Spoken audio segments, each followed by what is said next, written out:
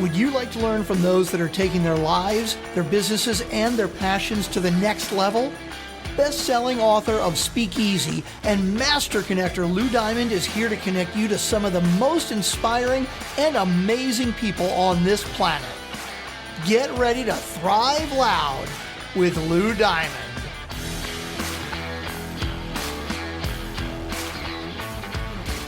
It's that bitch o'clock, yeah, it's thick 30. I've been through a lot, but I'm still flirty. Is everybody back up in the building? It's been a minute, tell me how you're healing. Cause I'm about to get into my feelings. How you feeling? How you feel right now? Oh, welcome everyone to an absolutely fantastic, superb episode of Thrive Loud with Lou Diamond, connecting you to the most inspiring and amazing people that are thriving each and every day. I'm your host, Lou Diamond. Today on Thrive Loud, we have an independent publishing expert. She is the CEO of MysticqueRose Publishing. She's a TEDx speaker. She helps business owners across the globe combine their wisdom and story to publish a highly impactful book that generates more income and influence while elevating them into thought leadership. Thrive Loud listeners, I got to hang out with this person not too long ago in New York City at a super event, and I am so honored to bring to you Porsche Mysticque Steele. Porsche Mysticque, how are we today? I'm good, Lou. How are you? I'm doing spectacular. For those who are watching the video, this is a smile you just can't get enough of. You got to love people with energy who just bring you in, who just draw you right in. And Porsche's an entrepreneur. She's co-written books. She has put together great packages, and she's a branding expert, whether she knows it or not. And I want to kind of do a little rewind. I want to understand, share with the listeners, if you could, Porsche Mysticque, how this world that you're in became your gig. Ooh, you know how people say, this life didn't choose, I didn't choose this life chose me? That's definitely kind of where I am with that. I've always been a huge fan of storytelling, and I was a huge reading nerd when I was a kid.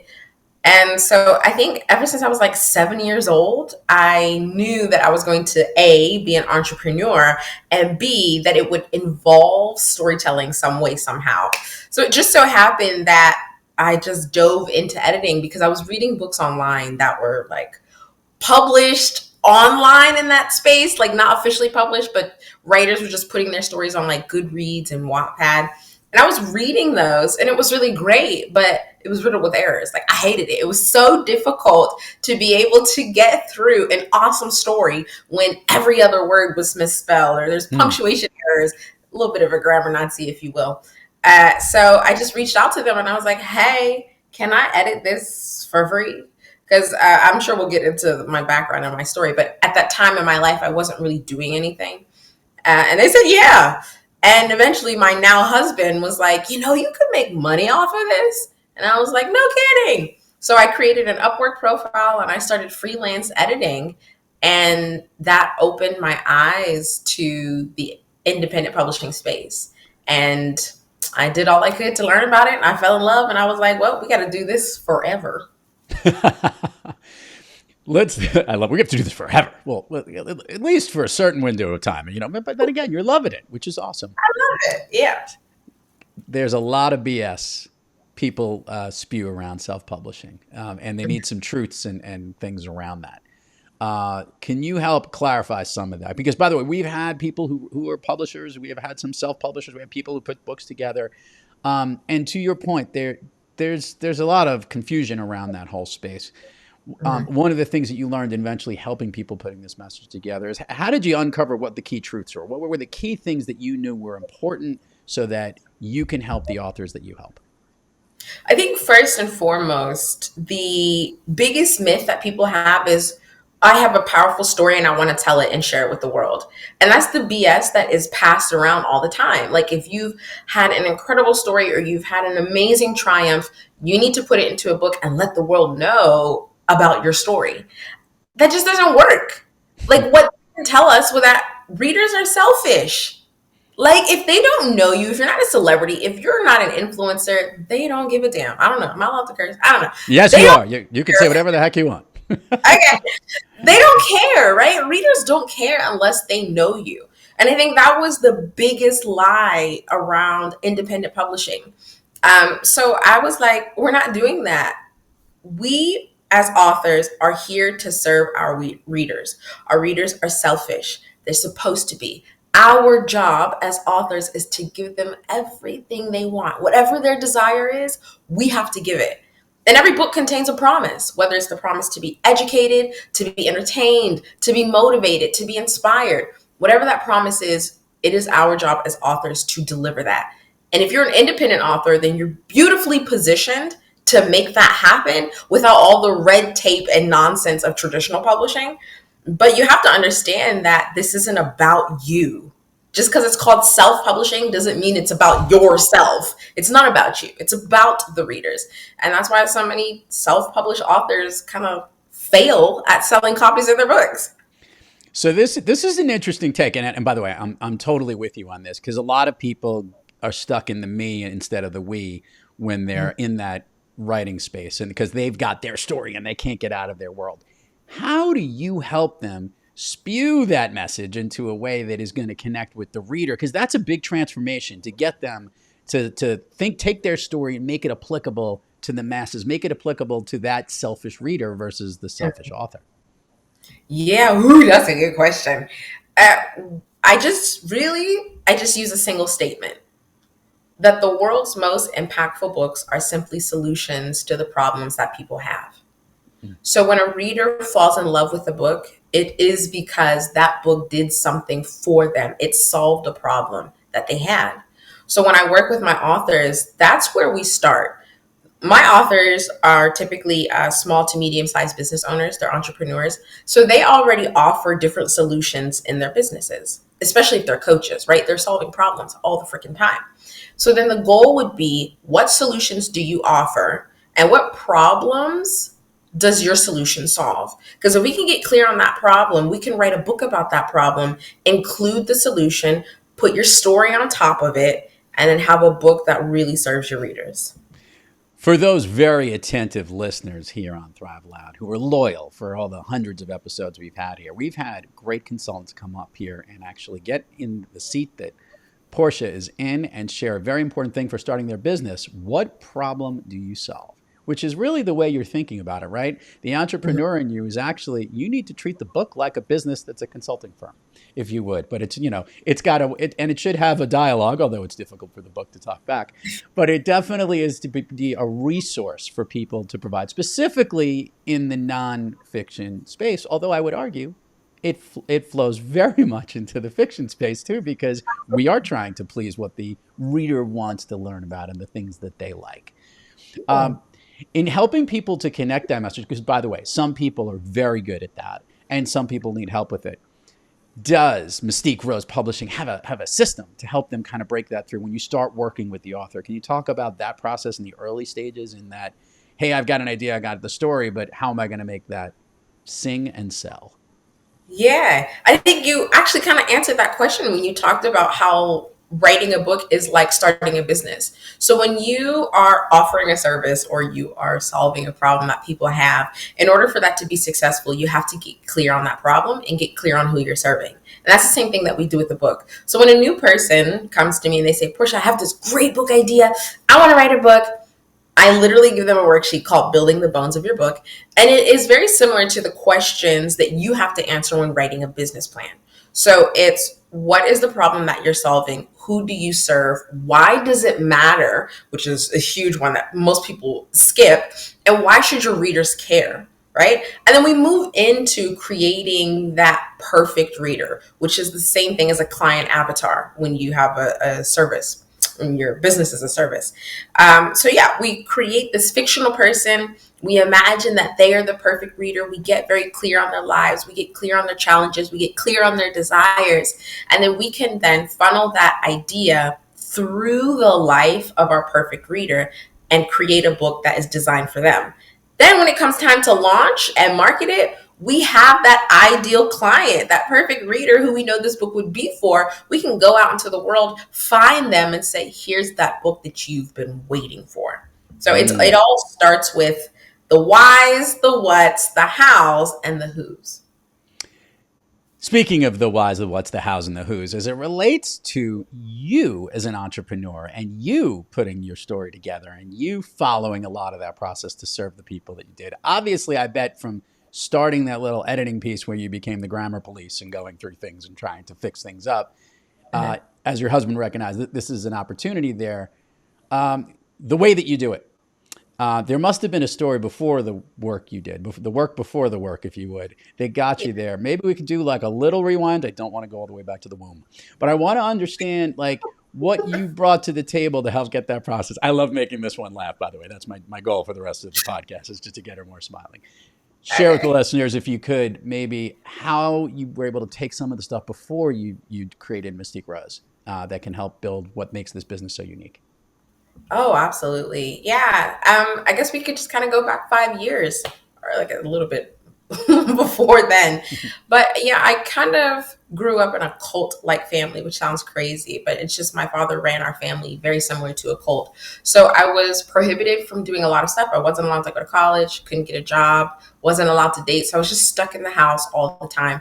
I did virtual schooling, so I completed my high school years online. And I was just meandering through my days. It was terrible. I hated life and it sucked. And so we also weren't allowed to have unsupervised time on the internet. So at night, I would sneak online and start reading those books I was telling you about. And then I eventually got into editing. And then my husband, my now husband, at the time, we actually met on a pen pal website. So while the rest of the house was sleeping, there were 9 of us in the household. The rest of the house is sleeping. I'm online, sneaking, and I'm typing, and I'm talking to this guy, and I'm falling in love, and I'm reading these books, and I'm editing them. And fast forward 5 years from then, in July 11th, 2019, my older sister was like, Porsche, I can't take this anymore. Because it was more than just oppression. It was also the abuse, the physical abuse, the sexual abuse. So much was happening, and we could no longer take it. And because of my husband, I had a nice little nest egg. So I told her, I said, listen, I got $14,000 in a PayPal account and a man on the outside. Let's go. So July 11th, 2019, we packed up and we left. And that guy, my husband, was Nigerian. And he had never left the country. He was still living in Nigeria. So immediately when we left, July 11th, I started planning my trip to Nigeria to see that guy. And September 2019, I went there. I met him, fell even deeper in love. He proposed to me the day I arrived. I said yes. We got married, and I stayed in Nigeria for 4 years. And it was in Nigeria that I made the transition from freelancer to wanting more for myself and my life and my legacy. And it was that entire culmination that made me realize that I needed to start MysticqueRose. I needed a company that would allow me to take my love and my passion for this career further. First of all, thank you for sharing and for your bravery and sharing the story. And wow, unbelievable. I didn't know any of this. I love when I learn stuff on the show in the first spot, and incredible stuff. And it shows, look, that's not a place anyone wants to be in. And I'm glad, and hopefully you and your sister are safe. And maybe more importantly, you now have a baseline and a boundary to set for what's going to go forward. And I can only imagine greatness and incredible things from you, which makes even your spirit even more impressive and how much you appreciate everything. So that's why she's here on Thrive Loud, people. This is what we love, decoding what makes people thrive. I want to ask this question. This is one I ask just about every guest that comes on this show, specifically those that have this incredible superpower that they've unearthed to the world. As you've shared, you've had some days when you're not kicking on all cylinders and things are not good, as opposed to the days when you're thriving. I would love to hear what practice you go after or what person you look to maybe help yourself get back on the thriving track on those days when you're not kicking on all cylinders. Oof, man. It really is. I have personal conversations with God, like constantly, like even in my head, like, people talk about the chatter in their head. Whenever I'm not speaking out loud, I'm usually talking to God in my head. And so that helps me to make sure that I stay on track and that I am in line with whatever destiny was written for me, whatever that looks like. And it was very intentional for me not to be in the driver's seat of my life and to put God there. So I could just kind of sit back and be a passenger princess of my life while God takes care of everything. But in those moments where sometimes my voice is louder than God's, that's when I have to hit up my husband, either go into the room and say, can you please sit down and talk to me? Or if I'm traveling, I'll call him on the phone and say, things aren't working. So it really is either God or my husband that helps me get back on track, because I'm all over the place. So it's so easy for me to get off track. Well, one last question before we hit Fun Street and some of the admin part of this show. Porsche, when you think about all the roles and responsibilities you have in being an entrepreneur, solopreneur, creating your business the way that you have a lot of hats. And a lot of those hats probably involved doing the actual editing, going out and recruiting the clients, marketing that particular book that you're dealing with, or coming up with the strategy, whatever it is, these different hats you wear. Is there a certain hat that you like donning more often than not in all the roles you have? Maybe what's your favorite part of the stuff that you do? My favorite role. I do have to. It's the coaching. It's the coaching. I'm blessed enough to have a really incredible team, so I don't have to do editing much anymore. I only do it when clients specifically ask for me to do it. But I really enjoy the coaching aspect, taking that author from that place of selfishness into complete selflessness, because there is a transformation that happens not just for their book and their business, but them as a human being. And I enjoy seeing that light bulb, if you will. It's like a brain pop. There's that moment that every one of my clients have where it finally dawns on them that, holy crap, I could be truly impactful as an author as long as I am 100% selfless. And that there's a beauty in that, to see them evolve. I enjoy that. It's addicting almost, but I really like it. Everyone, get a chance to check this out. Let's do the plug section here. Share with the listeners where they can learn about you, MysticqueRose, websites, social handles, all that stuff. We will put it in the show notes, but it always gets more engagement when they hear it from you. Yeah, you can. I want you to text me first and foremost, because if you're interested in writing that book, or if you are struggling with being selfless in order to get those sales, just text the word book to 901-205-9804. But you can also find me on my website, PorscheSteele.com. Porsche spelled like the car, Steele, STEELE.com. Love it. Everyone, I'm going to put that in the show notes. I even wrote down the number. I got it there. Text book to 901-205-9804. Look at that. Don't do this while you're driving, listeners. Do it when you're watching this.